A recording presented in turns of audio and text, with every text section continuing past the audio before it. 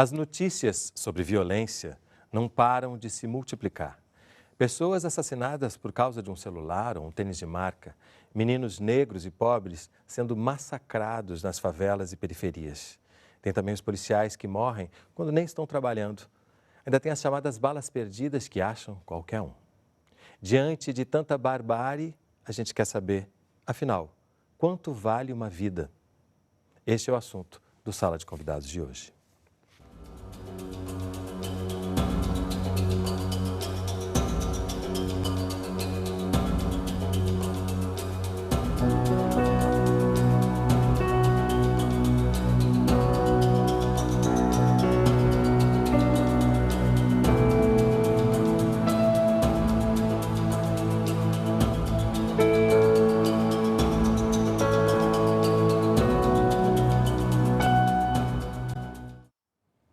Para conversar com a gente estão no estúdio Elizabeth Susequinde, professora de Criminologia da Universidade Federal do Estado do Rio de Janeiro, Unirio, Carolina Taboada, pesquisadora da Diretoria de Análise de Políticas Públicas da Fundação Getúlio Vargas, e Dandara Tinoco, coordenadora da campanha Instinto de Vida, coordenada pelo Instituto Igarapé. E você também é nosso convidado, participe fazendo perguntas e comentários. Utilize nosso site, canalsaude.fiocruz.br ou o telefone 0800 701 8122, ligação gratuita. Afinal, quem somos nós? A arma aponta, o dedo engatilha, a bala mata. Mas não é só a bala que mata. Tem o estresse, a raiva, a tristeza, a falta de esperança, a sensação de impotência, a falta de perspectiva, o abandono. Morrer ou matar está cada vez mais fácil ou nos acostumamos às más notícias, às perdas e a viver sob pressão.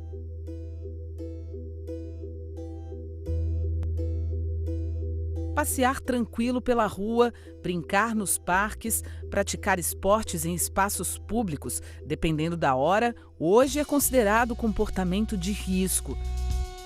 Todo dia uma notícia nova ativa o estado de alerta e o medo.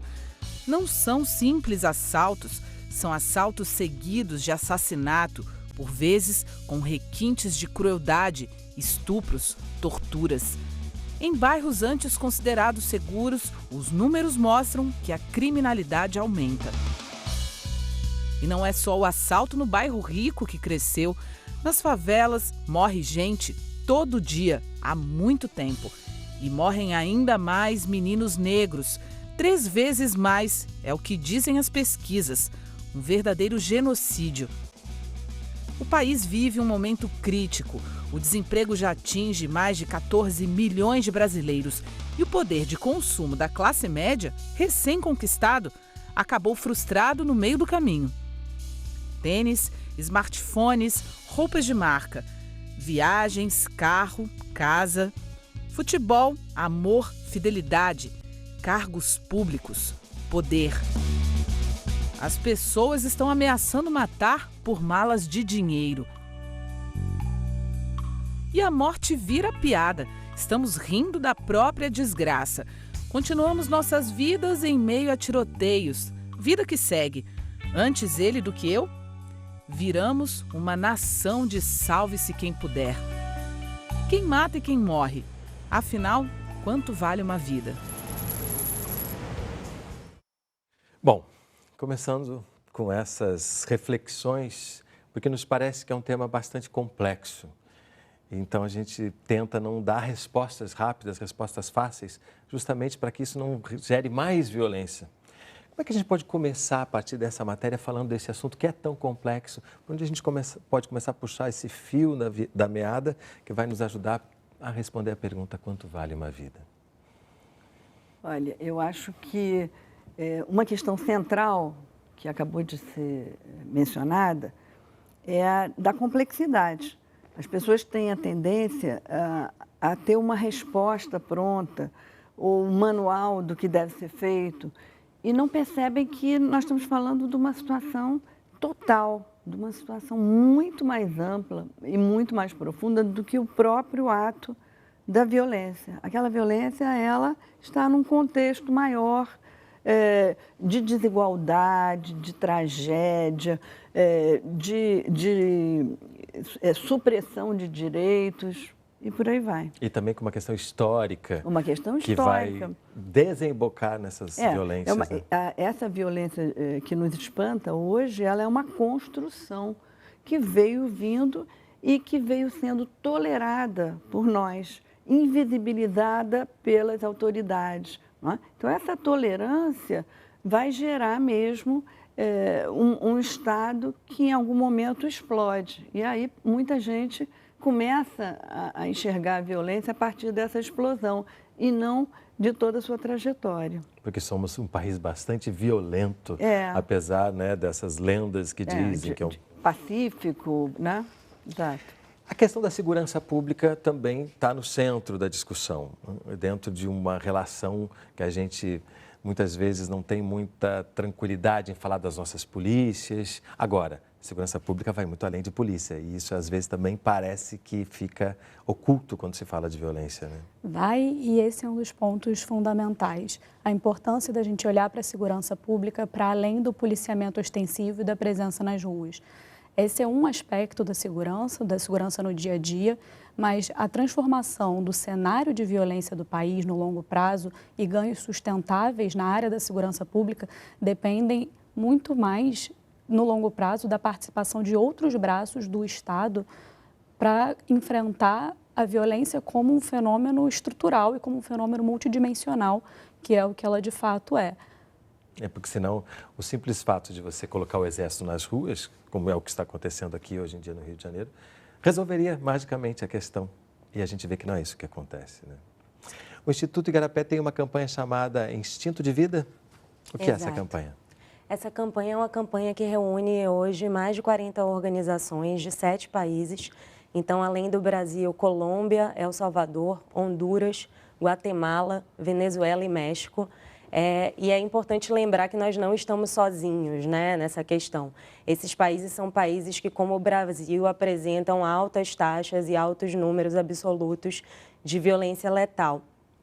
Como complementando um pouco o que já foi falado por aqui, a violência letal ela não é causada por uma só razão. Então, as respostas para esse problema também não podem ser uma única resposta. Uma coisa interessante da campanha é que a gente justamente busca soluções a partir de programas que apresentaram resultados positivos. Uma questão central na campanha é que as estratégias de políticas públicas sejam estratégias com base em evidências, ou seja, estratégias que não são baseadas no que para a população pode parecer que a resposta vai ser mais imediata, mas sim o que de fato funciona. E a gente está justamente articulando as organizações desses países e as autoridades desses países, né? Então, também tem essa importância da articulação entre a sociedade civil e o poder público para mostrar que é possível reduzir os homicídios, é possível reduzir a violência letal. Mas acho que você toca numa questão, né? A diferença entre ações que funcionam e ações que dão uma resposta imediata. Se a gente observar um pouco as nossas ações, muitas vezes de políticas mesmo, elas tendem a ser reativas. Tem um evento trágico de uma certa facção que faz um caos acontecer numa cidade grande, aquilo faz todo mundo se reunir, vem uma política imediatista. E com isso a gente fica percebendo que as próprias pessoas também tendem a pensar assim. Como é que a gente, usando um trocadilho talvez não muito feliz, como é que a gente desarma esse pensamento das pessoas de que é possível acabar com uma coisa tão complexa como uma violência que está estrutural nesse momento, sem esse pensamento mágico? Como é que a gente pode falar isso para as pessoas?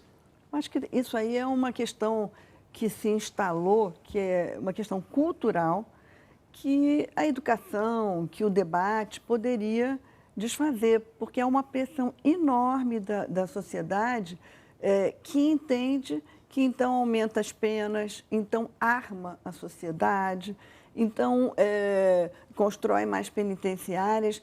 Isso é o que tem sido feito em várias das últimas décadas. E o resultado é esse, não resolve, né? associado a alguns políticos que legislam em causa própria, né?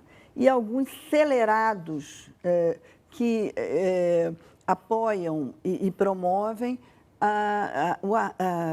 o armamento da sociedade, né? Que a sociedade lute por cada um por si, né? E por isso compre armas que, como a gente está vendo, está aumentando, né? Fica uma coisa muito difícil de entender que a resposta à violência seja mais violência. Mais violência, exatamente. Se funcionasse, nós não estaríamos nessa situação, porque é isso que nós temos tido, né? Eu entendo que a reação da opinião pública às ações reativas seja positiva. As pessoas estão no seu dia a dia nas ruas se sentindo mais inseguras, desconfortáveis com a sua circulação. Então, ações imediatas, como a gente teve no Rio de Janeiro agora, tendem a, num primeiro momento, realmente trazer a esperança de um alívio para a população e a esperança da melhoria da situação. Mas a formulação da política pública tem que ser capaz de pensar além disso e levar esse debate para a sociedade, mas os nossos formuladores de políticas públicas têm que entender que, no longo prazo, a solução tem que ir muito além da ostensividade apenas. Bianca, do Rio de Janeiro, mas, gente, vocês não acham que as pessoas ultrapassaram o limite do desumano? Ela coloca assim. Que pessoas ela estaria falando? Ela está falando que a sociedade está sendo vitimizada para além do possível, do aceitável? Será que é isso que ela está falando? Eu acho que sim. E também tem uma coisa que é uma pergunta que a Ellen, nossa repórter, faz na matéria, né? Quem morre, quem mata? Né? Porque a gente também não pode achar que isso é generalizado na mesma proporção. Não, claro. A mesma matéria diz: os meninos jovens, pobres, negros, eles já vêm sendo mortos há um tempo, não é uma novidade o que está acontecendo. As pessoas que moram em comunidades dizem isso. Essa violência é cotidiana aqui. Infelizmente, a gente sabe que essa banalização, como a gente está falando aqui dos homicídios, está associada ao perfil das vítimas, né? Que são vítimas no Brasil, por exemplo, predominantemente jovens do sexo masculino negros. Existe uma invisibilidade social dessas pessoas. Embora a população em geral se sinta atingida, a gente sabe que esse tipo de crime, né, letal, né, os homicídios, eles ocorrem mais nessa parcela da população. Então, o que infelizmente ainda ocorre é quando você tem um caso que a vítima não corresponde a esse perfil que eu acabei de mencionar, ganha grandes proporções, há mobilizações, né, de classe média, etc. Mas, infelizmente, a realidade, né, do dia a dia, que é esse perfil majoritário, não costuma provocar tanto mobilização e, por consequência, ativação de políticas públicas e pensar também nas questões estruturais que a gente está falando aqui, não ações simplesmente populistas, imediatas, etc. Então, a gente não pode esquecer que, na verdade, todas essas histórias têm um rosto, têm um nome, todos esses números que a gente está falando, tem pessoas, tem famílias que são atingidas por esses números. E a gente não pode, enfim, né, classificar quais são os casos que mobilizam a gente e quais não são os casos, porque, no fim das contas, todos podemos ser atingidos, de fato, né? Mas é interessante, né, porque você já começa a dizer quanto vale uma vida, porque algumas... Vale mais. Algumas repercutem muito mais, né, se mobiliza muito mais para dar uma resposta do que outras, né? Tem uma outra desproporção na nossa violência letal que é importante a gente chamar a atenção, que são as mortes por arma de fogo. Além do perfil, como a Dandara já falou, que é muito desigual em termos da renda, da cor, da idade, do sexo, além disso tudo, a gente tem também uma desproporção na forma. Então, a média mundial de homicídios dolosos por arma de fogo é por volta de 40%. No Brasil, isso fica em mais de 70%.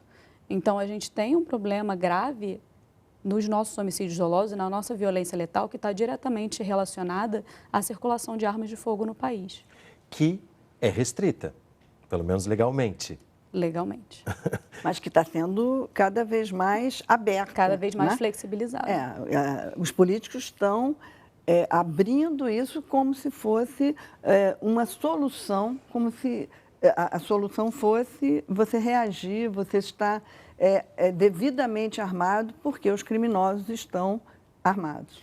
E isso, trazendo uma perspectiva internacional, é uma análise que a gente vê especialistas em vários países fazendo. O IPEA já fez estudos sobre isso, mostrando que o aumento do número de armas gera um aumento no número de mortes. É uma relação muito direta entre essas duas coisas. Mas essa sensação de desesperança sobre a qual a gente está falando e falta de confiança de que o governo vai responder à violência leva as pessoas também a quererem fazer justiça pelas próprias mãos e acharem que se elas tiverem uma arma, elas vão ser mais capazes de se defender, o que não é a realidade. Mas essa justiça pelas próprias mãos também não é uma novidade nesse país, né? Eu me lembro de criança ver matérias sobre isso, inclusive nem entender muito bem, perguntar o que está acontecendo. Tem uma tradição também na nossa cultura, né? O antigo Esquadrão da Morte, né? São coisas que estão, de uma certa forma, sempre aparecendo quando essas situações ficam mais... Quer dizer, talvez elas nunca tenham desaparecido, né? Só que elas ficam mais ou menos visíveis. Elas tomam outras formas e também são outras circunstâncias, outro contexto. Quer dizer, não é uma escalada completamente igual ou semelhante. Ela vai mudando e vai se adaptando a novas situações. Agora, o descrédito nas organizações do Estado, né, que ela acabou de mencionar, é um fator muito importante. Dentro dessa complexidade que a gente está tentando buscar, os fatores, esse, sem dúvida, é fundamental, né? É fundamental porque ele faz com que as pessoas tentem resolver os seus conflitos por sua própria conta, não acreditam em polícia, não acreditam em judiciário, não acreditam nos políticos. Então, vendo-se sozinhas e sentindo-se desamparadas, elas agem de maneira... E seguindo esse ponto de vista, estar armado é mais uma forma de se defender, né? Exatamente. A questão é que isso já está comprovado que não funciona, né? E aí a gente volta para a questão que você falou, né? O que funciona e o que eu quero acreditar que funcione, né? Exato. Hoje a gente sabe que há uma série de estratégias que funcionam para reduzir homicídios. Não é uma solução mágica, como a gente já falou aqui, mas você tem desde soluções que atacam essas questões estruturais, desde urbanização de uma forma organizada, que não é o que acontece hoje nas grandes cidades, tanto do Brasil quanto de outros países da América Latina, até você oferecer mais oportunidades para grupos vulneráveis, né? Oportunidades tanto de educação quanto oportunidades de emprego, que a gente também há indícios, né, de que a violência letal está associada a baixa oportunidade de emprego e baixa oportunidade de escolaridade. Tem aí uma associação de evasão escolar, por exemplo, com o perfil de vítimas, né, de jovens que são assassinados. Muitos deles saíram da escola, até, de fato, você pensar em como o policiamento deve ser feito. A gente fala, por exemplo, na campanha Instinto de Vida, da parte de prevenção, mas também do policiamento inteligente. E esse policiamento precisa levar em consideração, de fato, o que está relacionado aos homicídios. A gente fala em questões... hoje, os homicídios, eles costumam acontecer muito concentrados. Um percentual específico dos municípios brasileiros, por exemplo, concentram a grande parte dos homicídios no país. E quando você vai analisar esses municípios, há bairros, há ruas onde esses crimes são concentrados, da mesma forma como a gente já falou aqui, que há um perfil específico de vítimas. Então, a gente precisa pensar em estratégias, inclusive de policiamento, que estejam levando em consideração isso. E não fazer, estratégias que não estão sendo pensadas e bem elaboradas, levando em consideração quais são os fatores que costumam estar associados aos homicídios. Recentemente a gente fez um outro programa aqui no Canal Saúde, está disponível para quem quiser assistir, sobre o fracasso das UPPs aqui no Rio de Janeiro. E uma das questões levantadas foi isso, foi uma polícia que se propunha ser uma polícia diferente, que não ia entrar atirando, matando todo mundo, que ia trabalhar com a questão da proximidade, para que você tivesse uma polícia em quem você pudesse confiar, mas que, por uma série de fatores que estão sendo analisados lá no programa, acabou se transformando nessa polícia tradicional, que é a polícia que está em guerra. Se usou muito essa palavra. E em guerra, você quer matar o inimigo. Essa barbárie ela acontece dessa forma cotidianamente nesses lugares. A gente não pode esquecer também o que a gente está falando um pouco aqui são de ações complementares, né? O policiamento não pode vir sem a prevenção e a prevenção precisa considerar como você faz o policiamento, né? E um policiamento inteligente, como você falou, não é o enfrentamento, ele tem que ser a última ferramenta, digamos assim. Antes desse enfrentamento, há várias outras coisas que precisam ser consideradas, inclusive a proximidade, um policiamento de proximidade, enfim, você conseguir capacitar a polícia para fazer um trabalho que entenda que o uso da força ele precisa ser progressivo, ele não pode ser generalizado, né?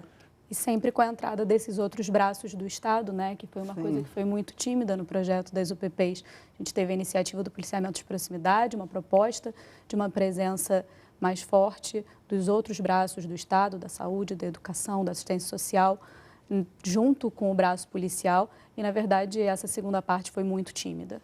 O que significa que a política ainda influencia definitivamente, de forma seríssima, a segurança pública, porque, como no caso das UPPs, como aquilo teve uma repercussão positiva fortíssima, muito significativa, então o Estado achou que poderia economizar seus recursos nessa área toda que é chamada área social, né? Havia até uma UPP social que, na verdade, não foi implantada, né? E além do que você falou, né, isso eu acho que é um outro fator importante, essa contaminação, não sei como dizer, em vez de partir das questões das evidências, do que os cientistas sociais produzem constantemente, e temos excelentes cientistas sociais nesse país, o que determina ações das políticas geralmente são os conchaves de uma política partidária, não sei se seria a palavra essa, mas uma política no sentido mais mesquinho, do toma lá da cá de poder. Isso, né? E não naquela política no sentido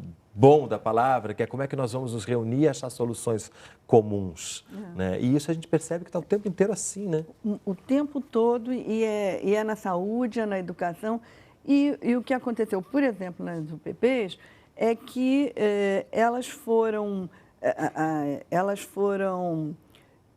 tiveram as suas chefias ligadas à política antiga de policiamento. Por exemplo, no da Rocinha, havia um ex-comandante do BOP. O que um ex-comandante do BOP estaria fazendo num projeto de policiamento comunitário, de proximidade e tudo, né? Então, há um conflito entre intenção e gesto, né?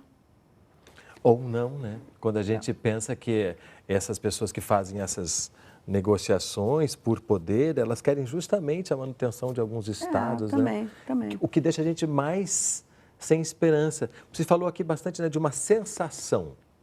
A gente está falando de uma sensação de insegurança que as pessoas que moram em comunidades sentem há muito tempo e que agora está atingindo pessoas que moram em lugares considerados mais nobres das cidades. Isso, de alguma forma, também ajuda a gente a achar que a violência aumentou exponencialmente ou a gente realmente está falando de uma violência que aumentou exponencialmente? De fato, a gente teve alguns índices no Rio de Janeiro que aumentaram. Agora, a gente precisa pensar o que provoca esse aumento da sensação de insegurança. Uma coisa que é super importante é que hoje a gente está a gente está num programa discutindo especificamente a violência letal. O que é super importante a gente priorizar e falar especificamente desse tipo de violência. Algumas vezes essa sensação de insegurança que você acabou de mencionar não é provocada pelos casos de violência letal que ocorrem próximo a essas pessoas, mas sim por exemplo, crimes contra o patrimônio, né, roubos, etc. Enfim, nem sempre a sensação de insegurança ela está proporcional à gravidade do crime que ocorre naqueles grupos populacionais específicos. Porque os grupos populacionais mais pobres, geralmente está ligado à morte mesmo, né? Ao assassinato ali nas suas casas, né? A gente faz um monitoramento em tempo real de debate nas redes sociais, na DAP, e esse monitoramento mostra para a gente um pouco dessa sensação de insegurança e como ela atua no país. Então, se a gente pegar a taxa de homicídios dolosos por 100 mil habitantes no Brasil, o Rio de Janeiro, em 2015, que foi o último ano completo até o momento para todo o país, fica ali na metade da tabela. Não é um dos estados por 100 mil habitantes mais violentos do país, longe disso. Mas o Rio de Janeiro é o estado que concentra o debate sobre segurança pública nas redes sociais e o município do Rio de Janeiro também. Então, isso mostra que a deterioração dos índices no estado nos últimos 5 anos, mais ou menos, a gente consegue olhar para trás até 5 anos e ver o começo de perdas, de índices que tinham melhorado bastante antes, está gerando, sim, um aumento dessa sensação de insegurança que no resto do país a gente está vendo se manifestar de outras maneiras.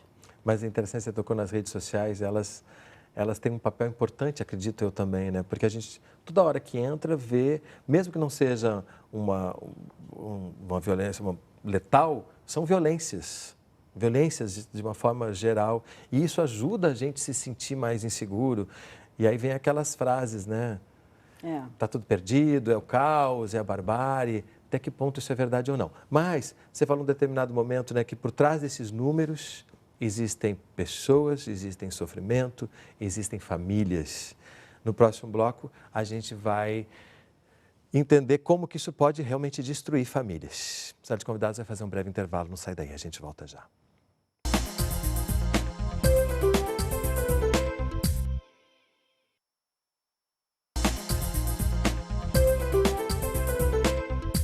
Sala de Convidados está de volta conversando sobre a violência cada vez maior no nosso país. Nossas convidadas são Elizabeth Susequinde, professora de Criminologia da Universidade Federal do Estado do Rio de Janeiro, Unirio, Carolina Taboada, pesquisadora da Diretoria de Análise de Políticas Públicas da Fundação Getúlio Vargas, e Dandara Tinoco, coordenadora da campanha Instinto de Vida, coordenada pelo Instituto Igarapé. E você também é nosso convidado, participe fazendo perguntas e comentários. Utilize nosso site, canalsaude.fiocruz.br ou o telefone 0800 701 8122, ligação gratuita. A gente vai conhecer agora mais uma história, mais uma pessoa que pode virar apenas um número da estatística. Eliton Torres para a família, Tom Torres para o público. Era assim que ele estava ficando conhecido através do teatro, seu grande sonho, interrompido por uma briga de rua. Afetuoso, Eliton ainda era um menino de família que morava com a mãe e valorizava as relações pessoais. Jean é um amigo de infância. Eles estudaram juntos na escola e depois se reencontraram no amor pelo teatro. Ele era como uma criança. Um coração de criança, ele era bem alegre, tinha uma autoestima, era sonhador, lutava pelos objetivos dele. O Eliton, ele era uma pessoa bem esforçado mesmo. A mãe conta emocionada que ele vinha se dedicando totalmente ao teatro e que, para sustentar este sonho, fazia bolos para vender todos os dias. Ele também gostava muito de ir a São Cristóvão, bairro onde viveu a maior parte da vida antes de se mudar para Ramos. Eliton era apaixonado por São Cristóvão. Foi aqui que ele cresceu e cultivou amizades. E foi aqui que ele escolheu passar o aniversário de 23 anos, sem saber que seria o último. E estava conversando com os amigos dele. Aí nessa que ele estava conversando, ele chegou a falar para Fernanda, amiga dele que estava lá, falou assim: eu vou ali embaixo comprar cerveja. Foi. Quando ele voltou, esse Raul estava na janela. E eles discutiram. Nessa que eles discutiram, meu irmão pegou e saiu. O Raul morava num sobrado assim, ficou de cima para baixo. Nessa que meu irmão foi andando, o Raul falou: vou te pegar, tu quer ver? Não sei o que lá. Beleza. Desceu, deu um tiro em direção ao meu irmão e começaram a discutir. Nessa que meu irmão se assustou por causa do tiro, o Lucas Soares veio por trás e deu com o taco de beisebol na cabeça do meu irmão. Uma briga boba e um fim trágico. Agora as boas lembranças do bairro de infância viraram marcas de violência no chão. A família não consegue acreditar que uma rivalidade de futebol poderia acabar em tragédia e que levaria tanto tempo para Eliton ser socorrido, já que o pai do agressor intimidou com uma arma pessoas que tentaram ajudar. Em estado grave, Eliton foi levado pela polícia ao Hospital Souza Aguiar, no centro do Rio de Janeiro. Marisa, a mãe, afirma que houve negligência. Cheguei lá, ele já estava sem tênis, não tinha nem condições de trazer para casa para lavar, porque foi muito sangue que ele perdeu. Foi muito. Até no local, depois que nós saímos do enterro, tinha muito sangue, foi muito sangue que ele perdeu. Eu achava que o hospital tinha que levar ele diretamente lá para cima. Para emergência lá para cima, não ficar só embaixo. Para Marisa, que enterrou o segundo filho no mesmo ano, as pessoas estão perdidas. Muita falta de Deus no coração, porque eu jamais fazeria com o filho dele o que ele fez com o meu. Eu sempre tive medo. Como eu tive 3 filhos, eu sempre tive medo. Eu sempre pedi a Deus para olhar os meus filhos na rua, porque é muito triste. E no momento eu me sinto assim, eu queria estar lá naquele momento para poder pelo menos segurar aquela madeira. O caso está sendo investigado pela Delegacia de Homicídios da capital. Os acusados estão em prisão preventiva em Bangu e pediram para responder ao julgamento em liberdade, pedido que foi negado. Durante a gravação desta reportagem, uma ex-vizinha de Eliton, moradora da rua onde o crime aconteceu e que preferiu não se identificar, fez questão de dizer que o acusado é conhecido de todos, gente boa e maneira. Foi assim que ela o definiu. Porque você não vive, você morre junto.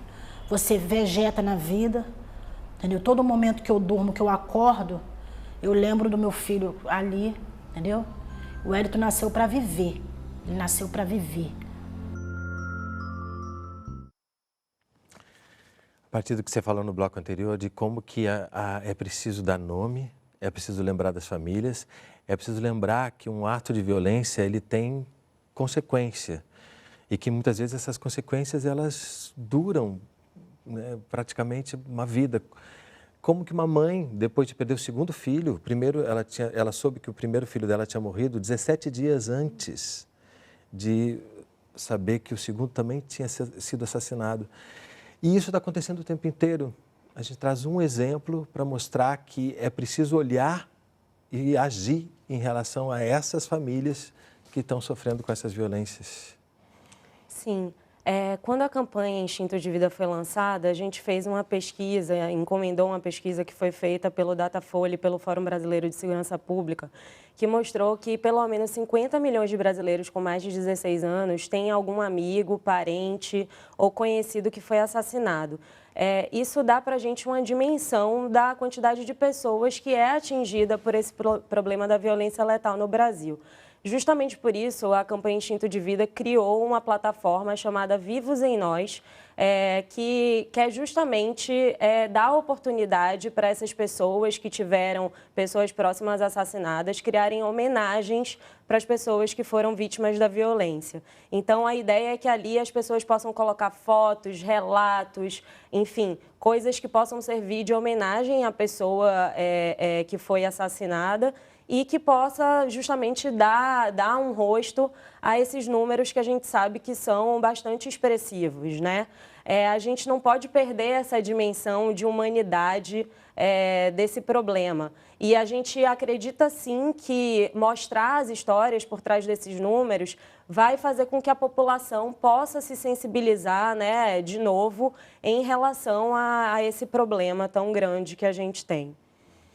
Eu queria acrescentar que é importante a gente olhar, como a gente estava falando da violência, como um fenômeno estrutural e a gente tem que olhar sempre para o nosso sistema carcerário, por exemplo. O nosso sistema carcerário hoje tem condições totalmente inaceitáveis.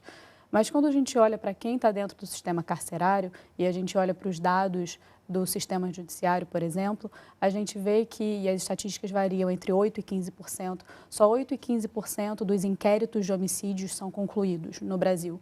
Ou seja, chegam no final da fase de investigação com o nome do autor do crime. Não é nem o número de pessoas que são condenadas, encontradas pelo crime, é o número de pessoas que são identificadas como autoras com razões suficiente no fim da investigação para serem indiciadas como autoras de um crime de homicídio. Só de 8 a 15% dos assassinatos acabam tendo autor. O nome do autor ao final do inquérito. A grande maioria dos inquéritos são arquivados. Então, em contraposição, a gente tem um número imenso de pessoas presas. Um número imenso de pessoas presas e mais da metade delas é a partir da lei de drogas, que são, em sua maioria, criminosos não violentos. São pessoas que estavam transportando alguma quantidade de drogas, não necessariamente estavam armadas, provavelmente não, porque senão estariam enquadradas também no porte legal de armas, mas isso mostra também como dentro da política de segurança pública a gente está falhando em prender os criminosos mais violentos da sociedade. E isso contribui para esses índices persistentemente altos de violência letal no Brasil. Eu acho que é importante complementar dizendo que, além dessa questão da baixa identificação da autoria dos crimes, passar a sensação de que cometer um assassinato é um crime barato, né? Além disso, isso dificulta muito a construção de políticas públicas que possam, de fato, enfrentar a motivação dos crimes. Se você não identifica quem são os autores dos crimes, você tem dificuldade de saber o porquê desses crimes terem ocorrido. E essa é uma informação fundamental para você elaborar políticas públicas que, de fato, ataquem e enfrentem as causas dos homicídios. E isso também acaba dando espaço para narrativas que, muitas vezes, não correspondem à verdade, né? De se dizer que, enfim, que todas as mortes do Brasil estão relacionadas às drogas, por exemplo. Essa é uma narrativa que a gente vê muito, mas que você não tem dados que sustentem essa narrativa, né? Então, a questão da motivação é super importante para a elaboração das políticas públicas. Por mais que junto com essas questões apareçam casos como esse, em que a justificativa é injustificável, né? É injustificável, mas também está associada a como as pessoas resolvem conflito, que é um pouco o que a Elizabeth já falou. A gente tem uma cultura, e mais uma vez, isso não é uma coisa específica do Brasil. Em outros países latino-americanos, a gente vê uma cultura de resolução de conflito por meio da violência, que esse caso exemplifica muito bem. Na verdade, você não dá, enfim, né, você não mostra à população, aos cidadãos, que existem outras formas de resolução de conflito que não sejam a violência e até chegar no assassinato, né, a forma mais extrema de violência.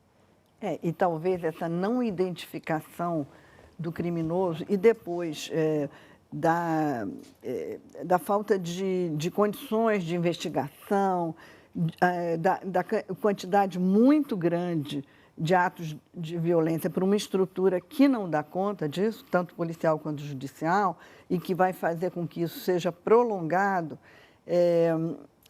e não chegue sequer a um fim razoável, né, que seria a identificação, a condenação nos casos mais graves, né, apenas nos casos mais graves, no meu entender. Então, isso tudo dá a sensação de impotência para a sociedade, que está entendendo que há uma impunidade generalizada e, ao mesmo tempo, um ódio persistente, histórico, em relação à população prisional, como se a população que ali está fosse responsável pela violência toda que nós sentimos. No meu entender, ferramentas como a própria internet, né, as redes sociais, que também fortificam essa imagem da impunidade. E há também uma questão que já foi mencionada por elas, e você também, que é o desprezo pela vida, como a resolução de conflitos bate na agressividade, bate agressivamente em qualquer conflito.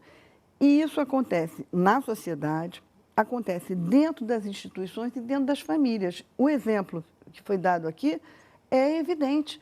Quer dizer que, então, um pai não só terá influenciado o seu filho, como na hora em que seu filho comete uma tentativa de homicídio, que se desenrolou em homicídio, ele impede o socorro a essa vítima. Quer dizer, que absurdo, que pai é esse que ao invés de conter o ímpeto de violência do seu filho, ele dá a ele um apoio que não deveria dar. Eles desceram juntos, né? O pai armado com um revólver e o filho armado com um taco de beisebol. E ele garantiu que o rapaz não fosse atendido. E veja só, mais armas na sociedade. Enquanto tem políticos completamente responsáveis, ditando normas para o maior armamento da comunidade, da sociedade. A chamada bancada da bala. Chamada bancada da bala. Há poucos dias foi noticiado um grupo em Rocha Miranda que está anunciando fazer justiça com as próprias mãos no bairro. Será que é exatamente isso que a população quer? A sensação de ter alguém que a proteja? Neste caso, a proteção está no lugar errado. Dario do Rio. Isso foi também divulgado nas redes sociais, como se fosse um manifesto, né, em prol dessa justiça com as próprias mãos, inclusive com as penas que seriam dadas a cada pessoa que fosse pega cometendo crime e mais, dizendo ainda que eles iriam ser buscados nas próprias casas. Isso tudo e essa divulgação pelas redes sociais, né, a gente vai tendo a impressão de que isso está acontecendo a todo momento do lado... Saiu também num jornal, na coluna de um colunista conhecido aqui no Rio de Janeiro, uma informação como essa, o que acaba deixando as pessoas ainda mais reativas. E isso não é novo, né? Porque nós temos historicamente os justiceiros, né? Os esquadrões que supostamente pegam as pessoas que estão incomodando, que muitas vezes cometendo pequenos atos e justiçam. Né? São justiceiros, justiçam da maneira como elas entendem. Senhoras, não sejamos cegos, a justiça no Brasil não existe. É só ver os jornais. Se não fizermos justiça, quem fará? Quero justiça do Rio de... Assinou Quero Justiça do Rio de Janeiro, é uma assinatura. Esse fenômeno, né, de justiçamento e de linchamentos, etc., ele é perigosíssimo porque o que garante que essas pessoas, né, esses justiceiros, vão ter condições de avaliar quem são e quais são as penas adequadas para os autores, se é que eles vão conseguir identificar os autores. Isso deixa todo mundo vulnerável, de fato, né? Quem garante que, sobretudo, e a gente sabe, na verdade, que existem parcelas da população que são as mesmas parcelas que a gente já falou aqui, que são, enfim, né, as principais vítimas de homicídios, quem garante que essas pessoas vão ser julgadas, né, se é que a gente pode chamar isso de um julgamento, da maneira adequada. Isso deixa a gente numa situação de vulnerabilidade enorme. Né? Um cidadão comum, ele não tem instrumentos nem condições de identificar quais são as penas adequadas para as pessoas que cometeram crimes. Isso faz com que exista uma enorme possibilidade de uma pessoa que roubou um celular seja assassinada se o justiceiro julgar que a pena mais adequada para ela é um assassinato. A gente tem que lembrar que no Brasil a gente não tem pena de morte e quem é responsável por julgar enfim, quais são as penas mais adequadas é a justiça. Se a justiça não está funcionando da maneira que a gente acredita que é adequada, a gente tem que cobrar que ela funcione e não achar que a gente é justiça, né?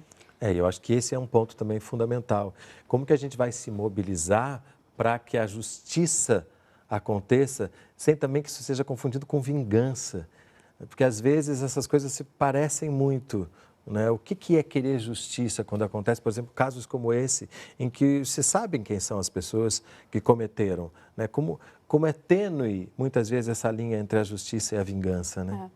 Quando a gente chega nesse ponto de debate, é preciso dar um passo atrás, cada pessoa que defende o justiçamento, e pensar no que a gente quer e como a gente se enxerga como sociedade. As leis são criadas, os sistemas judiciário, penitenciário são criados, cria-se preparação e concurso para juízes e para policiais para que se organize a repressão e a punição a crimes de uma maneira que não seja a barbárie. Se a gente passa a justificar a resposta à violência como uma violência perpetrada por qualquer um que se sinta nesse direito e acha que por causa disso está fazendo uma coisa positiva, para onde a gente está caminhando como sociedade? Certamente não é para menos violência. E as pessoas têm que entender que os justiceiros, os membros de esquadrões, eles são criminosos, porque eles estão fazendo alguma coisa que não lhes compete, que, como você está acabando de dizer, é feito por instituições e não pela pessoa que acha que se argue o direito de julgar outras.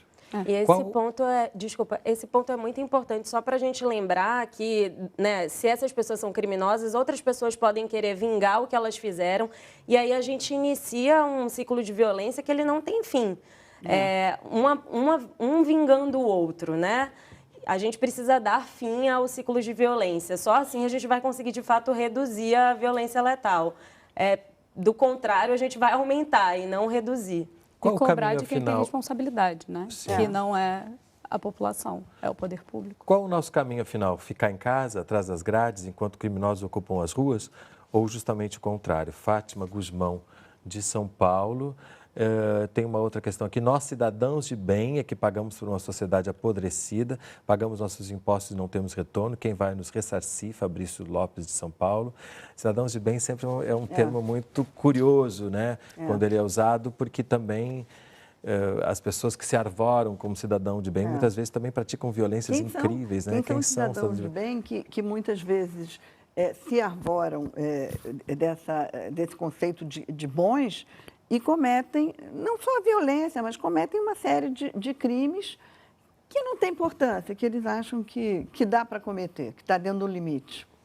A gente falou aqui da importância, dentro desse assunto complexo, do descrédito que se tem nos políticos, na segurança pública, que não é só policiamento, também tem que ser prevenção, no sistema judiciário, da importância de que as questões sociais sejam levadas em conta quando está se falando de violência. É fundamental que isso aconteça para que a resposta não seja apenas mais violência, e da educação, que você falou, né? Se a justiça não funciona, temos que lutar por mais justiça. Se a saúde não funciona, temos que lutar por mais saúde e não achar que a saúde privada vai dar conta. Se a educação pública não está boa, temos que lutar por mais educação pública, uma educação pública de qualidade e não achar que a educação privada que vai dar conta. Talvez esse seja uma virada de pensamento que precise acontecer na sociedade como um todo, para que a gente não caia nessa falácia de que justiceiros travestidos de políticos tenham grande intenção de voto no país, porque trazem uma solução mágica para uma coisa que já foi provada que não existe. Mas as pessoas ficam tão desesperançadas que elas compram essa solução mágica e aí vão mais um tempo de barbárie até elas se convencerem. Eu acho que é legal essa sua colocação casa muito com a primeira pergunta, né, que você leu. Eu acho que ninguém aqui está falando que as pessoas devem ficar em casa passivas sem fazer nada, muito pelo contrário. Uma coisa que a gente precisa lembrar à população é que o exercício da cidadania ele não deve acontecer só no período das eleições, né? As pessoas, existem espaços públicos, espaços de participação pública que as pessoas devem ocupar, as pessoas devem acompanhar quais são as decisões que os seus vereadores, que os seus deputados, enfim, que os seus prefeitos, etc., estão tomando e poder agir fazendo pressão pública para que essas decisões, caso elas não estejam de acordo com o que os cidadãos entendem que deve ser feito, sejam, enfim, né, as autoridades sejam pressionadas. A gente mencionou aqui, por exemplo, uma série de articulações que têm ocorrido em relação ao Estatuto de Desarmamento, de desmantelamento desse estatuto.